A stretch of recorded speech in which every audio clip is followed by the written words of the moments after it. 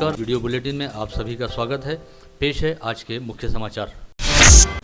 दारू के नशे में अपने ही चचेरे भाई पर चाकू से सपासप वार करने और उसकी हत्या करने की घटना आज शाम पुलिस आयुक्तालय क्षेत्र के खोलापुरी गेट थाना परिसर में घटी। घटना के बाद अधिक रक्तस्राव होने के कारण 25 वर्षीय युवक की घटनास्थल पर ही मौत हो गई। घटना को अंजाम देने के बाद आरोपी चचेरा भाई घटनास्थल से फरार हो गया। मिली जानकारी के अनुसार आज शाम 7:30 बजे के करीब खोलापुरी गेट थाना अंतर्गत आने वाले खटकारीपुरा में स्थित हर्षल माता मंदिर के पास आरोपी सुमित सुभाष जोशी उम्र 26 दारू के नशे में धुत होकर पहुंचा, जहां उसका ही चचेरा भाई प्रतीक प्रवीण जोशी उम्र 25 खड़ा हुआ था। दारू के नशे में चूर होकर आरोपी सुमित ने किसी बात को लेकर प्रतीक पर सपासप चाकू से कई वार कर दिए, जिसके कारण चाकू के वार से खून में लहूलुहान होकर प्रतीक वही जमीन पर गिर पड़ा। घटना को अंजाम देकर आरोपी सुमित घटनास्थल से फरार हो गया। मौके पर मौजूद कुछ लोगों ने प्रतीक को इरविन अस्पताल पहुंचाया, जहां डॉक्टरों ने उसे मृत घोषित कर दिया। वही इस घटना की खबर मिलते ही डीसीपी कल्पना बारावकर, एसीपी शिवाजी बसाटे, एसीपी भावर, क्राइम ब्रांच के पीआई गोरखनाथ जाधव, खोलापुरी गेट की पीआई सविता पवार अपने दल बल के साथ घटनास्थल पर पहुंचे। वही सुमित ने किस बात को लेकर घटना को अंजाम दिया, यह जांच पुलिस कर रही है। समाचार लिखे जाने तक पुलिस का एक दल आरोपी की तलाश में जुटा हुआ है। निर्वाचन आयोग द्वारा लोकसभा चुनाव के विगत 19 अप्रैल को हुए 102 सीटों के मतदान के फाइनल आंकड़ों में बड़े बदलाव के बाद देश भर में तरह तरह की चर्चाएं और आरोप प्रत्यारोप शुरू हो गए थे। ऐसे में अमरावती मंडल ने अमरावती संभाग सहित 8 लोकसभा क्षेत्रों के आंकड़ों को जांचा तो यहाँ के मतदान आंकड़ों में कोई अंतर नहीं पाया गया। फलस्वरूप महाराष्ट्र में अमरावती व नांदेड़ सहित सभी सीटों का मतदान प्रतिशत विगत 28 अप्रैल को घोषित अंतिम आंकड़ों के बराबर ही रहा, जिसके मुताबिक अमरावती में अंतिम तौर पर 63.67% ही मतदान हुआ है। बॉम्बे हाईकोर्ट की नागपुर खंडपीठ ने अमरावती महानगरपालिका को राहत देते हुए मानव संसाधन ठेके के मामले में इटकॉन कंपनी द्वारा दायर याचिका को आज खारिज कर दिया, जिससे महानगरपालिका के साथ ही मानव संसाधन उपलब्ध कराने का ठेका प्राप्त करने वाली गोविंदा सफाई कामगार सेवा सहकारी संस्था को भी राहत मिली है। अदालत ने मनपा द्वारा अमल में लाई गई टेंडर प्रक्रिया को पूरी तरह से सही ठहराया। इस समय गर्मी का मौसम अपने पूरे शबाब पर है और आसमान से बरस रही चिलचिलाती धूप और इस वजह से हो रही भीषण गर्मी के चलते हर कोई पसीने से तरबतर व बेहाल है। विगत 24 घंटे के दौरान अमरावती जिले का अधिकतम तापमान 43 डिग्री सेल्सियस के स्तर पर था। साथ ही रात के वक्त न्यूनतम तापमान 24 डिग्री सेल्सियस के आसपास रहा। स्थानीय मौसम विज्ञानी अनिल बंड द्वारा दी गई जानकारी के मुताबिक अगले 1-2 दिनों के दौरान तापमान में और भी 1 से 1.5 डिग्री सेल्सियस का उछाल आ सकता है। साथ ही इस बार मई माह के दौरान अधिकतम तापमान 45 से 45.5 डिग्री सेल्सियस के उच्चतम स्तर को छू सकता है। अनिल बंड के मुताबिक आगामी 6 व 7 मई को अमरावती सहित विदर्भ के कुछ क्षेत्रों में बेहद हल्की व छिटपुट बारिश होने के आसार भी हैं। लोकसभा में अमरावती संसदीय क्षेत्र का मतदान 26 अप्रैल को होने के बाद उसी दिन देर रात तक व दूसरे दिन शाम तक जिले के 1983 मतदान केंद्रों से ईवीएम मशीनों को अमरावती के विद्यापीठ रोड स्थित स्ट्रांग रूम में लाकर सील कर दिया गया था, जिसके चारों ओर कड़ी सुरक्षा है। साथ ही हर 2 घंटे में निर्वाचन निर्णय अधिकारी के निर्देश पर उप जिलाधीश स्ट्रांग रूम का जायजा लेने पहुंच रहे हैं। साथ ही 2 शिफ्ट में पुलिस का तगड़ा बंदोबस्त भी स्ट्रांग रूम के चारों ओर लगाया गया है।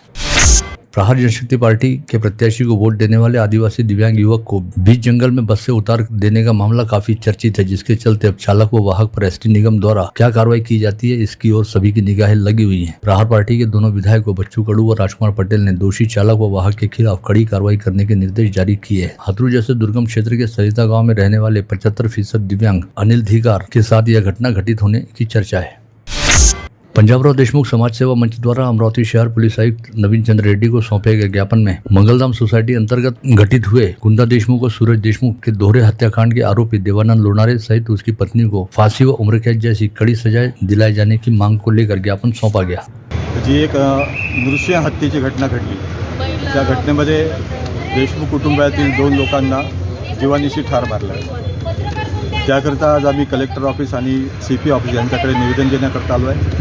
समाज या घटनेबद्दल अतिशय संवेदनशील आणि चिंतित आहे। अशा प्रकारची घटना पुन्हा घडू नये आणि या घटनेचं स्तोम महाराष्ट्रभर पसरू नये, त्याकरता या आरोपीवर कठोरात कठोर कारवाई करावी आणि हा खटला जलदगती न्यायालयात वर्ग करावा अशी आम्ही या ठिकाणी विनंती करण्याकरता आलेलो आहे। त्याकरता शासनाने प्रशासनाने याची दखल घ्यावी व सगळ्या मराठा देशमुख समाजाची याकरता नोंद घ्यावी अशी मी या ठिकाणी प्रशासनाला विनंती करतो।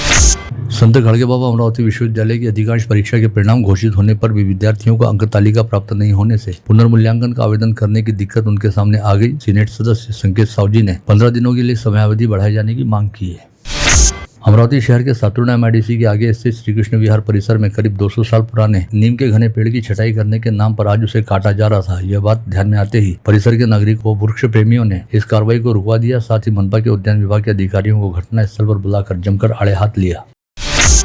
परतवाड़ा शहर के इतिहास में पहली बार पंडित प्रदीप मिश्रा सीहोर वाले की वाणी में आयोजित होने जा रही शिव महापुराण कथा के आयोजन हेतु बाबा केदारनाथ धाम के स्वरूप में भव्य स्टेज साकार किया जा रहा है, जिसमें विशाल नंदी व मंदिर आकर्षण का केंद्र रहेगा। 5 मई को पंडित प्रदीप मिश्रा का इस कथा हेतु परतवाड़ा शहर में हेलीकॉप्टर से आगमन होगा, जिसके मद्देनजर टाइगर प्रोजेक्ट के मैदान पर हेलीपैड तैयार किया जा रहा है। इस आयोजन को लेकर अभी से शहर वासियों के यहाँ मेहमानों का आगमन होने लगा है। साथ ही आयोजकों द्वारा कथा स्थल पर तमाम तैयारियां युद्ध स्तर पर चल रही है। इसके तहत पुलिस विभाग के साथ मिलकर पार्किंग की व्यवस्था की जा रही है और 100 एकड़ परिसर में विभिन्न समितियों द्वारा काम किया जा रहा है। कथा स्थल के आयोजन के सजावट हेतु जिम्मेदारी जबलपुर के सोनी ग्रुप को सौंपा गया है और परतवाड़ा शहर से भावी श्रद्धालुओं को कथा स्थल तक पहुंचाने हेतु ऑटो की व्यवस्था भी की गई है। इसके साथ ही कथा स्थल पर तमाम तरह की सेवाओं में जुटे सेवाधारियों के लिए भी हर तरह की सुविधा उपलब्ध कराई गई है।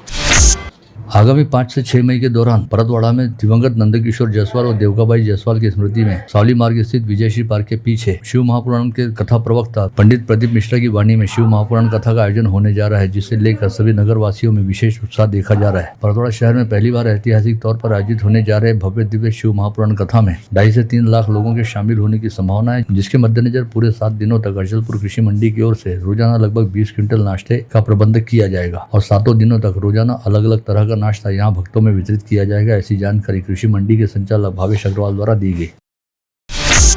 विदर्भ राज्य आंदोलन समिति ने 1 मई कामगार दिवस को काला दिवस के रूप में मनाया। साथ ही डॉक्टर बाबा साहब अम्बेडकर पुतले के समक्ष पृथक विदर्भ की मांग की और नेताओं का ध्यान आकर्षण करने हेतु जमकर धरना प्रदर्शन आंदोलन भी किया।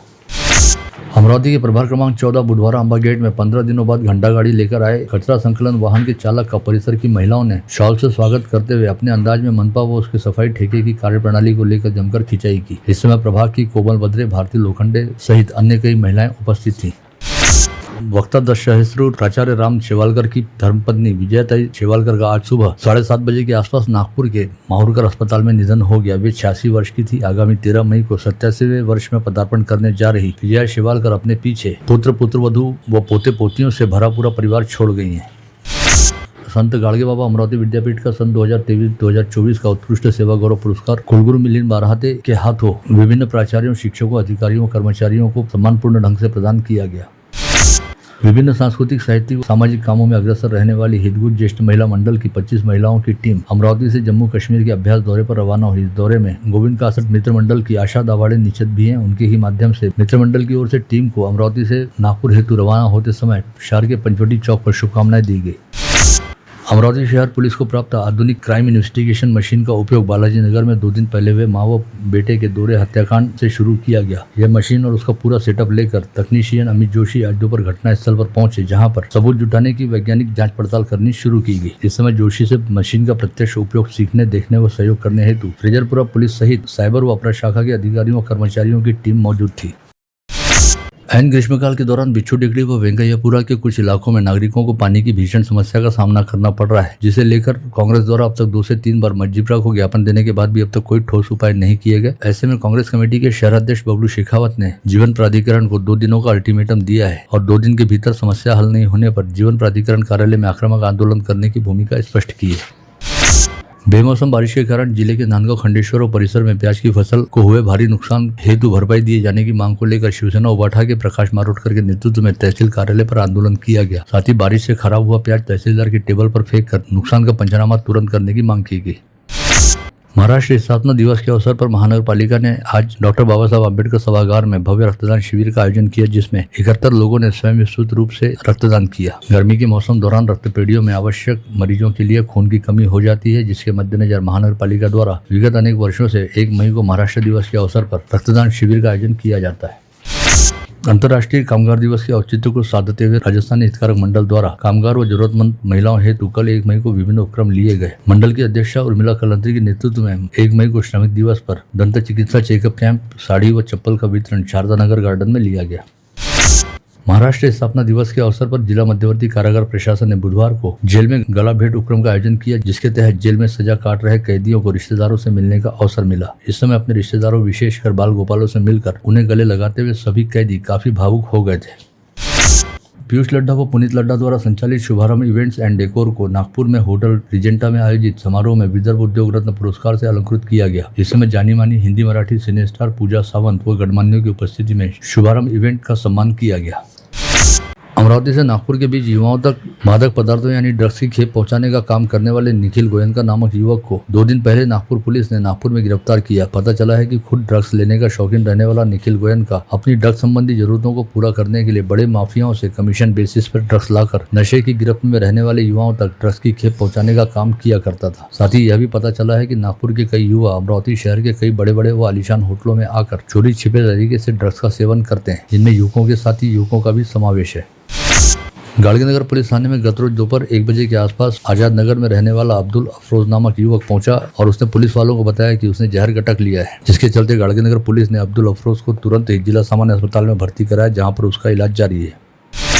बडनेरा पुलिस थाना अंतर्गत नई बस्ती बडनेरा के मालीपुरा परिसर में रहने वाले 94 वर्षीय श्यामराव ढोरे ने गत रोज तड़के 4 बजे के आसपास अपने आवास पर खुद को आग लगाकर आत्महत्या कर ली। श्यामराव ढोरे विगत 2.5 वर्षों से पैरालिसिस से पीड़ित थे और बीमारी के चलते होने वाली तकलीफों से तंग आकर उन्होंने यह आत्मघाती कदम उठाया। जिला सामान्य अस्पताल से मंगलवार तड़के पहरेदार पुलिस कर्मियों को चकमा देकर फरार हो जाने वाले अमरावती सेंट्रल जेल के कैदी विलास साइडे के वर्धा में होने का समाचार मिला। रिपोर्ट में कहा गया कि विलास साइडे ने वहां भी एक युवती को छेड़ा और उसके साथी युवक को पत्थर मारकर घायल कर दिया। यह जानकारी मिलते ही अमरावती पुलिस का दल आरोपी को पकड़ने के लिए वर्धा रवाना हुआ है।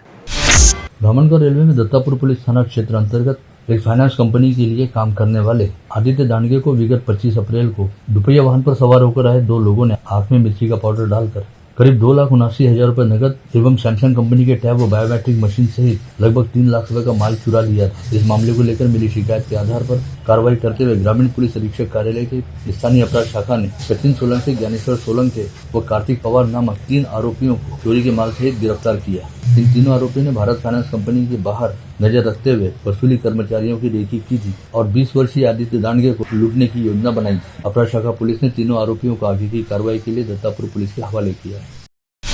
धारनी पुलिस ने झांझरी ढाणा फाटे के पास 1 मई को तड़के 4 बजे 5 लोगों को गोवंशी जानवरों की तस्करी करते हुए पकड़ा। इसमें से 2 लोग अंधेरे और जंगल का फायदा उठाते हुए मौके से भाग निकले। इस कार्रवाई में पुलिस ने 5,17,000 रुपए मूल्य के 43 गोवंशी जानवरों को बचाया। साथ ही सभी आरोपियों के खिलाफ विभिन्न धाराओं के तहत आपराधिक मामला दर्ज किया।